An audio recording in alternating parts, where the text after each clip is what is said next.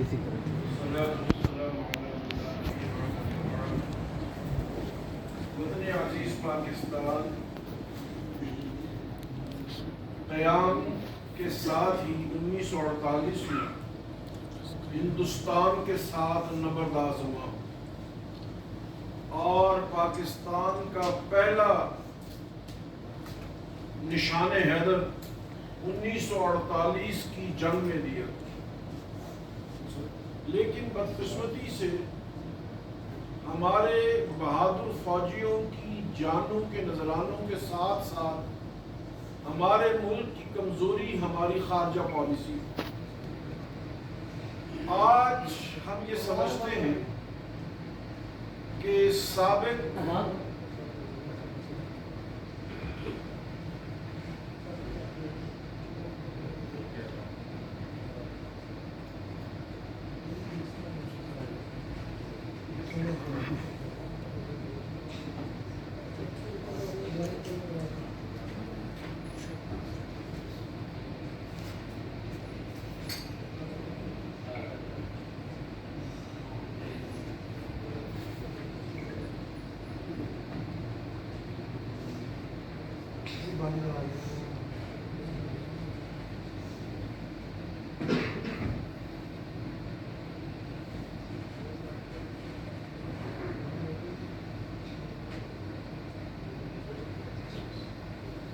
سابق وزیر اعظم پاکستان جناب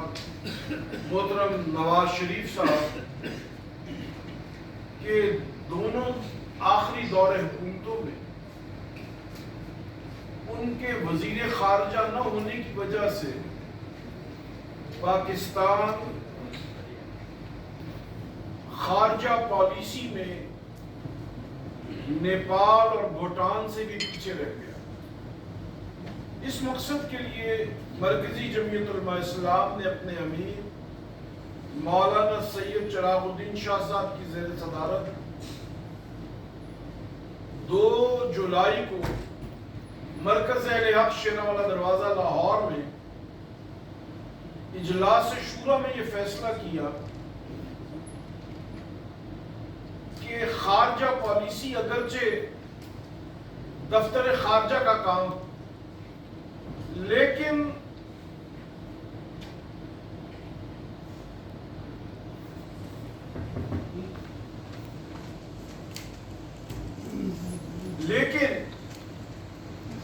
پاک چین تعلقات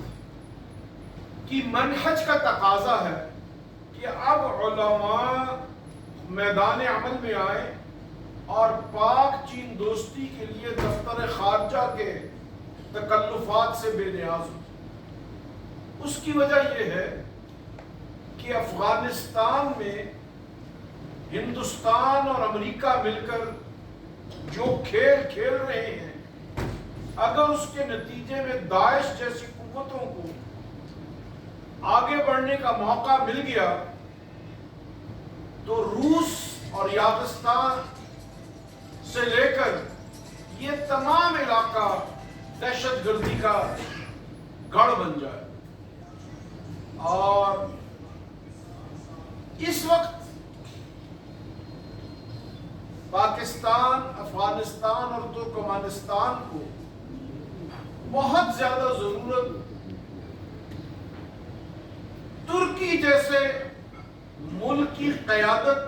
اور ان کی خارجہ پالیسی کو ٹو کرنے میں. اس لیے ہم یہ سمجھتے ہیں کہ آئندہ آنے والے حالات میں اگر ہم نے امریکہ کو اس ملک اور اس خطے سے نکالنا ہے اور ان کی چال بازیوں سے محفوظ رہنا ہے تو ہمیں کسی بھی گروپ میں یعنی چائنیز گروپ میں، رشین گروپ میں اور کسی اور گروپ میں شامل ہونے کی بجائے پاکستانی گروپ میں شامل ہونا. اور چین سے ہم دوستی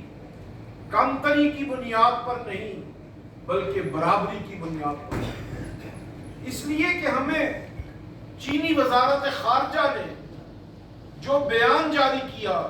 اس نے بڑا حوصلہ. چینی وزیر خارجہ نے کہا کہ جیسے اسرائیل کے لیے، امریکہ کے لیے اسرائیل بڑی اہم حیثیت رکھتا ہے، پاکستان چین کے لیے اس سے زیادہ اہم حیثیت رکھتا ہے۔ اور ہم نے اس کرونا بیماری کے دوران دیکھا کہ اور ملک اربوں خربوں روپے خرچ کر کے ویکسینیشن درآمد کر رہے تھے، اور ہمیں اپنے برادر ہمسایہ ملک سے بہتر انداز سے کرونا کے متعلق معلومات حاصل۔ بہرحال ان حالات میں جبکہ افغانستان میں بدامنی کا خدشہ بڑھتا جا رہا ہے، علماء پاکستان نے یہ تجویز کیا ہے کہ افغانستان میں چین کے کردار کو آگے لانے کے لیے اور اس خطے کو دہشت گردی سے پاک کر کے پرامن تجارتی خطہ بنانے کے لیے پاکستان کا ہر مدرسہ انشاءاللہ اپنی تجارتی کمپنی بنائے گا، اور علماء کسی سے پیسے لینے کی بجائے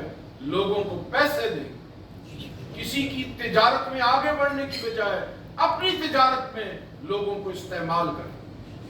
ہم چین سے امداد نہیں بلکہ تجارتی روابط دنیا تک پہنچانے اور بڑھانے میں اس سے کردار مانگ رہے ہیں،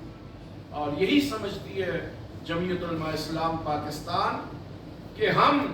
چین سے ایسے دوستی نہیں کر رہے جیسے نیپال نے کی، جیسے اور ممالک نے کی۔ ہم چین سے بیپار کی بنیاد پہ، تجارت کی بنیاد پہ اپنے تعلقات قائم کرنا چاہتے ہیں۔ اللہ اس میں ہمیں کامیابی نصیب فرمائے۔ وآخر دعوانا الحمدللہ۔